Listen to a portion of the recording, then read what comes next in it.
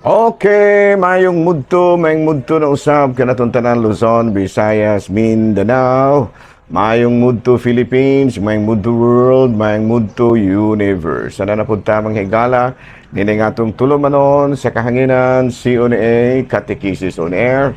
O ako lang gihapon kini manghigala inyong ubos nga alagad Reverendo Padre Edwin Academia Acap. Abi no adlaw na usab karon nga Martes no pit 75 na kini sa bulan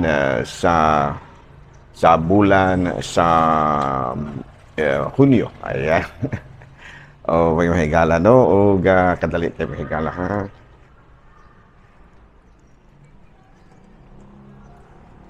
Saint William. So adlaw karon nga Martes no pizza 25 na kini sa bulan sa Hunyo no nga ato ang santo karon mao si Saint William of Vercelli no. So ato nga pangayoon sa atong mahal nga patron si Saint William nga magmalampusod ang ato ang mga kalihukan no sa simbahan nato niini mga panahon na. Kami diri sa kining ayungod nagginagmay po ming kulukan didata no. Pangayoon na to ni Saint William no San Guillermo William kang kabalo mo unsay kuan kanang kinatsila og William Guillermo layo ra kayo no Saint William of Vercelli. Ayan no sa ato niya nang ipasabot og kinsa ni si Saint William noon niya karong adlaw gahimo mi ganina sa kuan gikwenta pa hangtod ron ang mga donations no para sa amo ang kanang Santa Cruzan Reina Elena.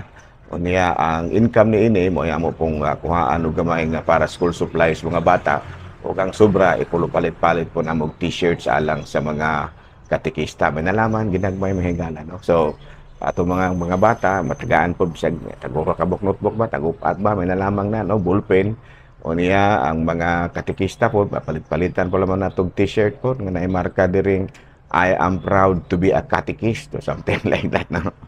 Something like that ingon-ingon na mga higala no. So na nga padayon kita sa ato nga mga buhatonon na ining kabudtuhon. Nabi no ari kita mga higala sa ato nga saint of the day no Saint William of Vercelli.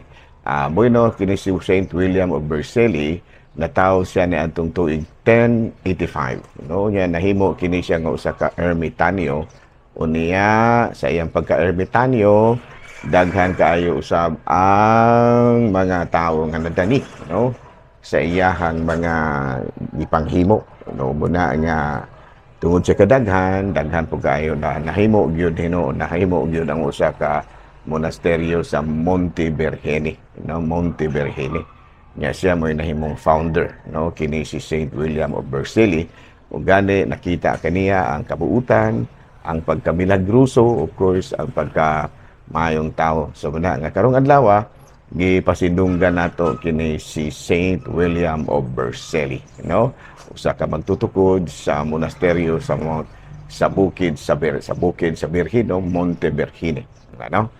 Okay no padayon kita wala lang usa kita karoy kuan may higala ha kini ang gitawag nato og CBCP News kay medyo busy jud karong adlaw ang higala gani padayon pa ang counting no padayon pa ang counting sa mga donations no alang sa amo ang wala pa yan gawas nga mananaog pero karon taon mo higala mahuman na ni amo ang trabaho diri kay para karong kuan buhon karong Huwebes maghimo pud in taon may sa amo ang ginagmay nga Santa Cruzan no kay at sa Hulyo sa Mayo wala may kahimo mahigala kay wala pa may available nga mga bata no nya klase pa pod nya sa mga bata sige pang kumpisal, daghan pa kayong para sa ilahang mga graduation. So munang karon na lamang pero in taon namo gihimo ang amo ang catechism karong Hunyo.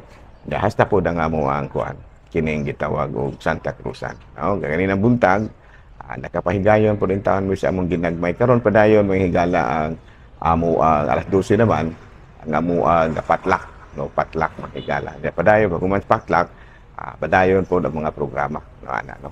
Hala no, may mundo na kanatong tanan na hinaot kita nga manghinaot kita nga anak katang tanan sa Kapiskay panglawas. Okay? Bino are na kita mahigala sa ato ang catechism. Wala nang usa ka tari si BCP News mahigala ha. Ang ato ang catechism karon kabahin gihapon sa Roman Catholicism, no? Roman Catholicism. No, niya of course ang ato karon nga higutisgutan, no, kabahin sa purgatorio, no, purgatory kay usa man na sa kanang gitawag natong pagtulunan natong Katoliko nga naa gyud purgatorio, no, purgatory. Ayan, no. Gani, bak na ibang pangutana, ano, naghimo-himo man ani. Sa muna antong talakayan karon, no, talakayan nato mahigala kining gitawag nato og nganong naata aning pagtulunan sa kining purgatorio. Ayan, no.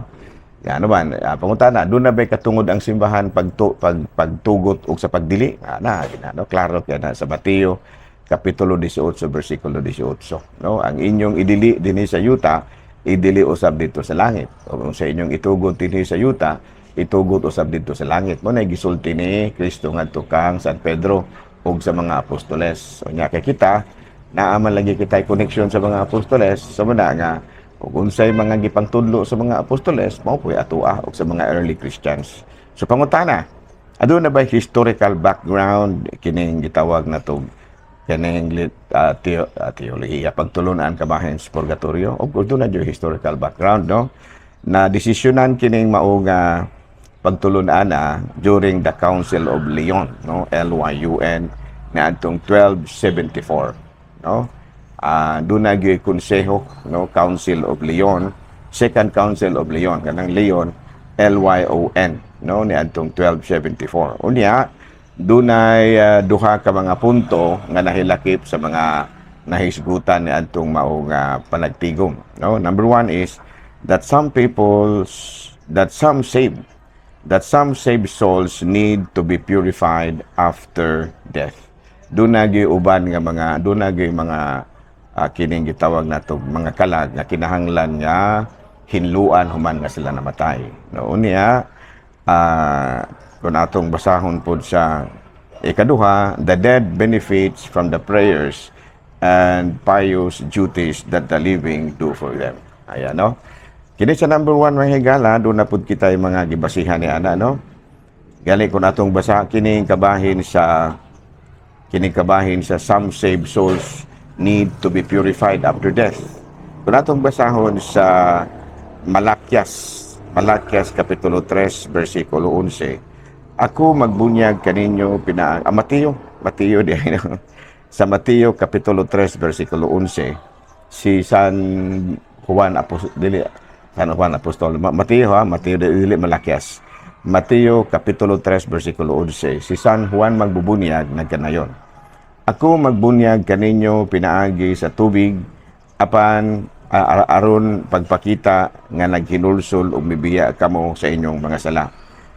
Apan ang muanhi sunod kanako magbunyag kaninyo pinaagi sa espiritu ug sa kalayo. Muna ni nadapitin ha kaning bunyag sa espiritu ug kalayo, no, nakiskot ug kalayo, no, muna, no. Kisa man nag-ingon niini si San Juan mabubunyag ato kanang mabasa sa Mateo Kapitulo 3 versikulo 11, no, nga ang atong Ginoong Hesukristo magbunyag sa espiritu ug sa kalayo. Mabuti pasabot kanay bang hinluan ka ba pinaagi sa kalayo, no, nya nga atong bunyag tubig man ato palain jud ning bunyag nga kalayo magigamit mao kini ang kalayo sa purgatorio, no. Nya sa ato pang basahon sa kanang Malakias Kapitulo 3 versikulo 2, apan kinsay mo lahutay sa adlaw sa iyang pag-abot, kinsa may makaharong inigpadayag na niya sama sa kalayo nga magputli sa puthaw ug maisog nga sabon, no. Ato pa no sige sultir, kinsa may makaharong inigpadayag na niya sama sa kalayo nga magputli sa puthaw ug maisog nga sabon. Sa ato pa doon na lugar nga diin putlion ta, no, sa mga gitawag nato og mga apan-apan sa atong kinabuhi kay mga sayop-sayop ba. Unya ang gabiton pagputli kanato kanang paghinlo kanato ang kalayo. Muna kana ang purgatorio. Tama na, no? Nya mao kana yung mga gibasihan usab sa Council of Lyon niadtong 1274 nga some saved souls need to be purified after death. No, hinluan kita, no? No, apan ang muanhi sunod kinako magbunyag kaninyo pinaagi sa espiritu ug sa kalayo. Hinluan pinaagi sa kalayo. And then matud pa diri sa Malakias kapitulo 3 bersikulo 2, kinsa may makaharong inigpadayag na niya sama sa kalayo nga nagputli sa puthaw ug maisog nga sabon. Sa to pa klaro kay nga higala nga duna gyoy lugar nga diin hinluan kita pinaagi sa kalayo. Unsa pa kining lugar? Dili po ni impierno kay dili namang kanang impierno mao namang gyud na.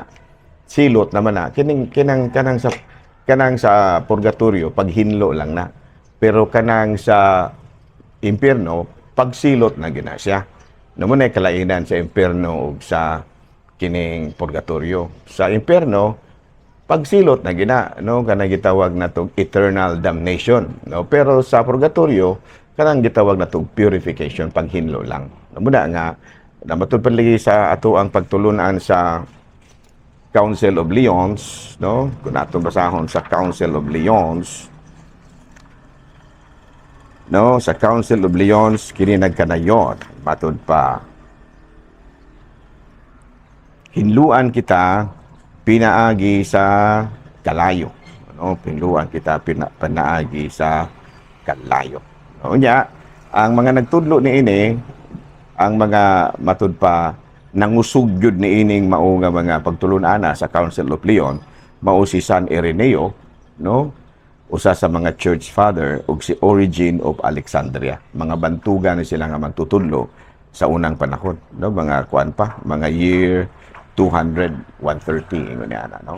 Muna no, so muna nga karong adlaw ato nga unya kining sa kuan, kining the dead benefit from the prayers and the pious duties from the living, and for them ato po kanang mabasa sa ikaduhang basahon sa Makabeos, no, ikaduhang basahon sa Makabeos kapitulo 12, pakigala ha ato sa ni paklaro bersikulo 43, no, matud pa diri atong basahon mahigala.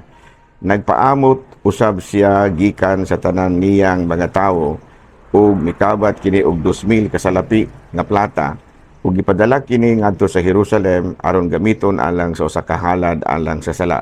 Si Judas naghimo niining hamili nga butang tungod kay nagtuo man siya sa pagkabanhaw. Sa ato pa naghalad silang mga pag-ampo. Ano man na ginaingon diri sa may sa Judas sa Makabeos kapitulo ikaduhang sulat basahon sa Makabeos kapitulo 12, kapitulo 12 bersikulo 43 hangtod sa 44, no. Muna siya gitawag nato pag-ampo, no. Muna mga gibasihan, no, sa Council of Lyon, no. Kining sa number 1 kanang aduna gyud mga naluwas na nga mga sala pero kinahanglan pang hinluan. And then ang mga patay pod makabenepisyo pod sa mga pag-ampo o mga maampuon nga mga buhat sa mga buhi agi ang gihimo alang kanila. Mo kini ang sa Makabeos, no, Makabeos ikaduhang sulat ikaduhang basahon sa Makabeos kapitulo 12 bersikulo 43 hangtod sa 44. No, klaro ba? So muna siya mga pagtulunan nato kabahin sa purgatorio. Muna nga tungod di ana, doon na kita All Saints Day, All Souls Day. No, muna yung mga pagkunahuna nato. Nga sa All Saints Day, inline na siya sa pagtulunan nato nga gantihan gyud ang mga tao nga buutan. Unya kining sa November 2 mao kini ang tag-atan-aw usab nato sa mga kalag nga ato pa sa purgatorio. Maluwas na save souls pero kinahanglan pa nga hinluan. O baka nagtuo kita nga ang mga pag-ampo sa mga buhi dako kay gikatabang sa mga atua pa sa purgatorio. Manang aduna gyud purgatorio. Sa atong pagtulunan kay sa kunang ginaingon doon naman lagi tay katungod pagdili og sa pagtugot, no. Kadtong basahon sa Mateo kapitulo 18 bersikulo 18, ug busas utihan ko kamong tanan ang inyong idili dinhi sa yuta idili usab didto sa langit ug ang inyong itugod dinhi sa yuta itugot usab didto sa langit. Sa to pagitugot gyud sa atong simbahan nga aduna gyud purgatorio binasi sa ikaduhang konseho sa Lyon, no, LYON ni adtong 1274, no. Unsa ganito lang na desisyonan nga aduna gyud mga saved souls ang mga kalag nga naluwas man maluwas man pero kinahanglan pang hinluan. Maluwas lagi pero kinahanglan pang hinluan.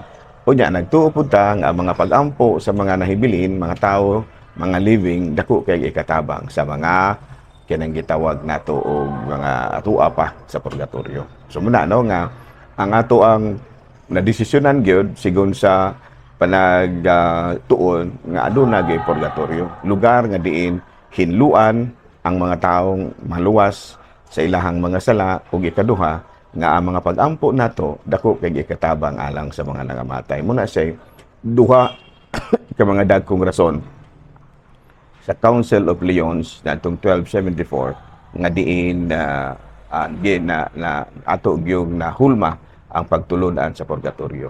Muna no?